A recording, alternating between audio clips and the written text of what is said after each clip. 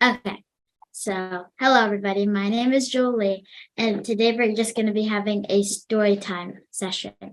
Let's begin. Okay, so now we're going to begin with Abe the service dog. Hi, I'm Abe, and I'm a service dog. When I was a puppy, my owner told me I would be a service dog for a person who could not see. I didn't know what that meant, but I knew it was something special. When I got a little older, I was sent away to school. My sister was sent to another school to learn how to help people with autism, to be their friend and help them get around. One of my other brothers was sent to a special school so he could learn how to warn people that they were going to be sick before they did. My other brothers and sisters became good friends with people in good families. Not every dog could be a service dog. School was hard. I had to learn many things, just like you. I had to learn to stop and look before crossing the street and learn what a red, yellow, and green directional light meant and what I should do. Directional is like the direction they should go to.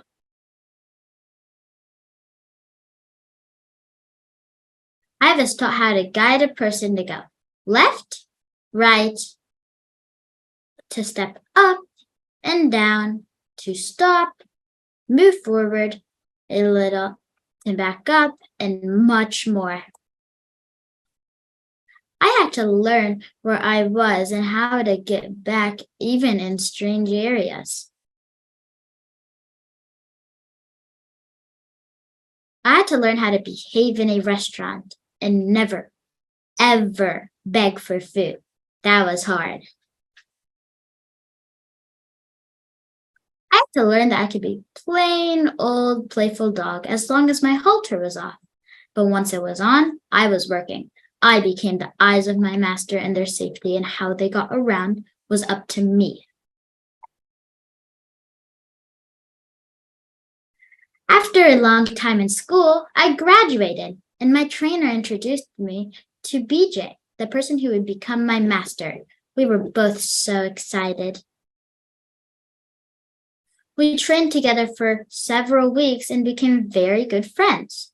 She was really nice, and we always spent fun time together once she took my halter off. One day, the trainer said we were ready, and I was off to a new home with my master and my friend. We shared many years together and had many wonderful experiences.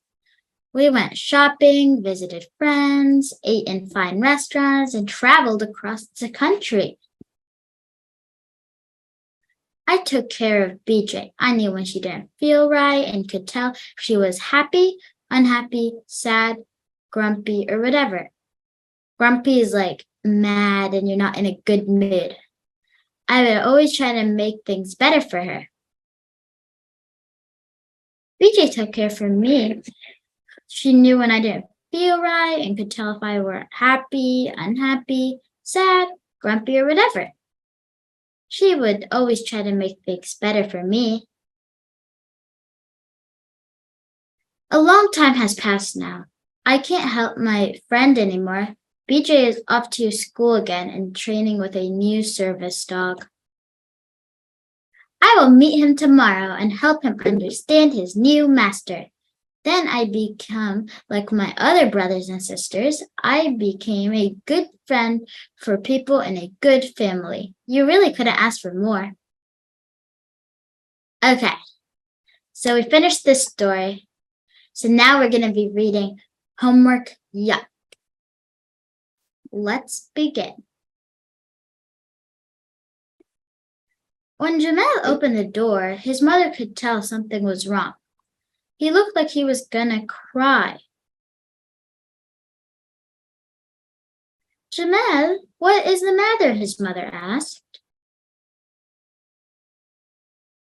Homework, he shouted. Homework, yuck. I will not do any more homework. Now Jamel's mother was quite concerned. Concerned is like worried. She had never heard Jamel talk like that. She had no idea that he didn't like doing his homework. In fact, each time she asked Jamel if he'd done his homework, he would always answer, yes.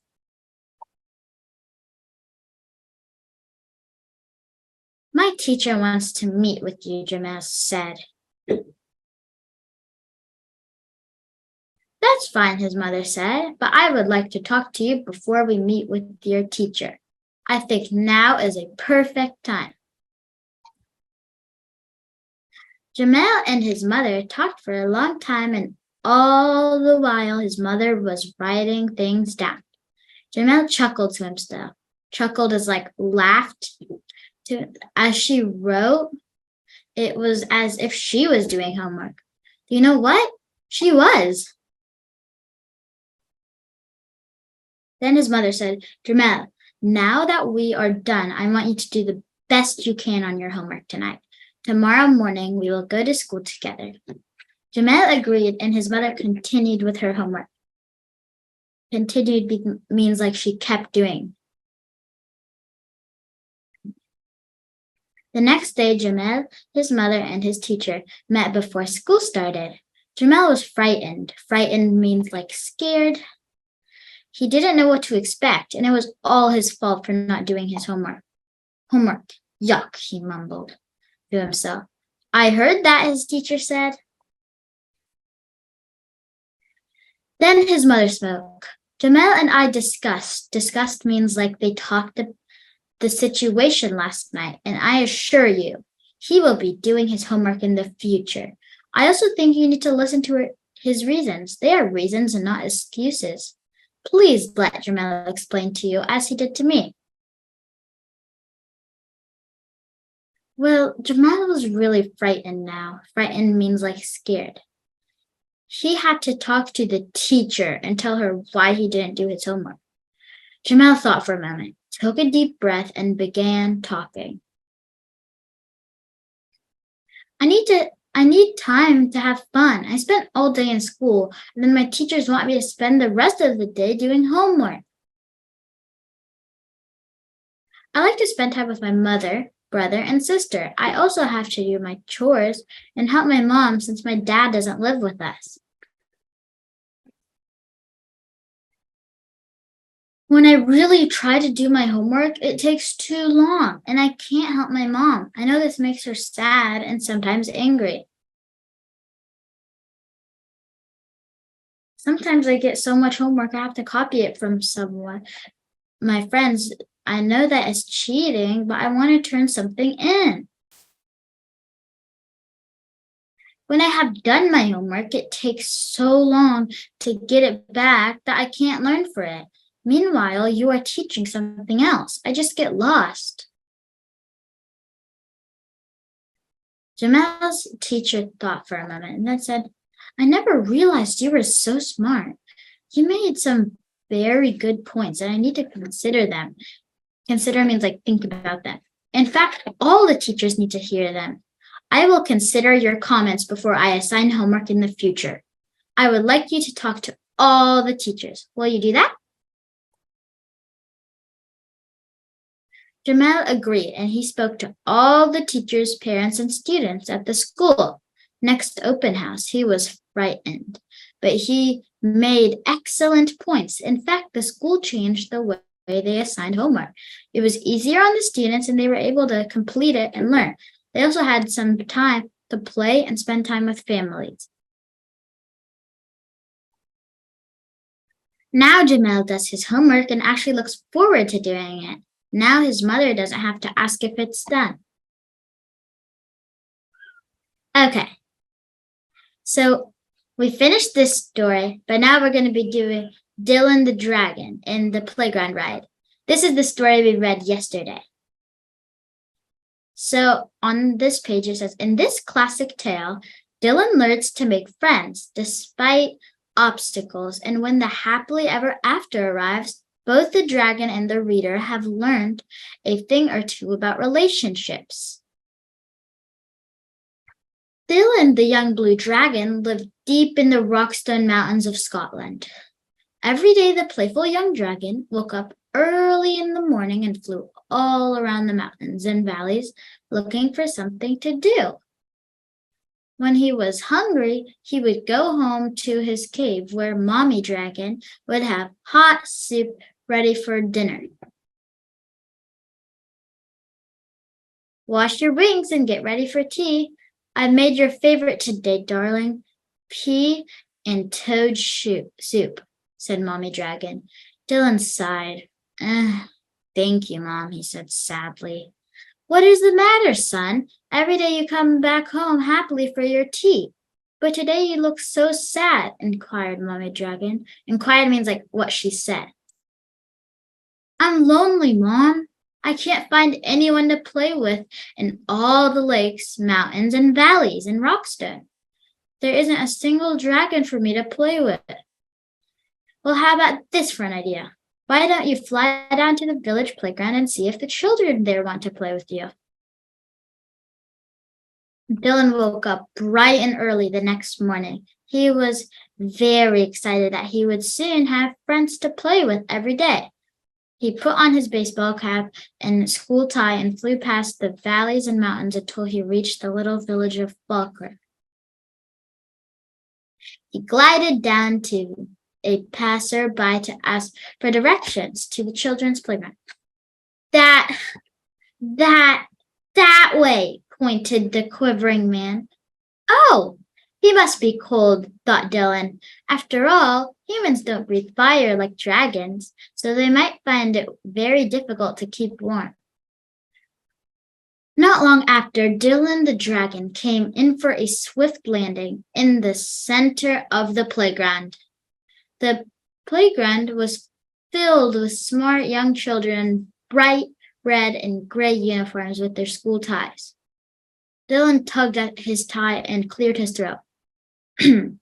He felt very well dressed for the occasion.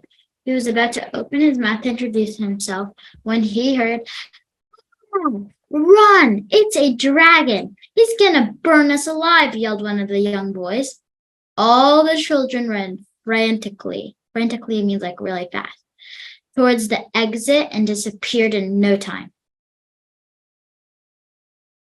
Dylan sighed sadly. All he wanted was some friends to play with. But clearly humans were very scared of dragons. He flew home with his head hung low to see what Mommy Dragon made for tea. The next day, Dylan decided to try and make friends with the children in the playground again. He tucked his white handkerchief in his left gill and scooped up a large branch lying on the floor. He made it into a white surrender flag. He crossed his claws and hoped the children would give him another chance. Down he flew again into the center of the playground with his white surrender flag clenched in his jaw. I just want to play and be friends, he said softly. But how will you play with us? Shouted one of the girls. You're too big for our swings and slides. You won't fit in our roundabout. Well, why don't I take you all for a ride to the valleys and the mountains of Rockstone? Yay! Squealed all the children at once. They climbed onto Dylan's back, and off the children went on a very exciting flight. From that day, Dylan and the playground children were friends, and every day Dylan, the dragon, would take the children on the best playground ride ever. The end. Thank you all for listening to the stories, and I look forward to seeing you in the future. Bye.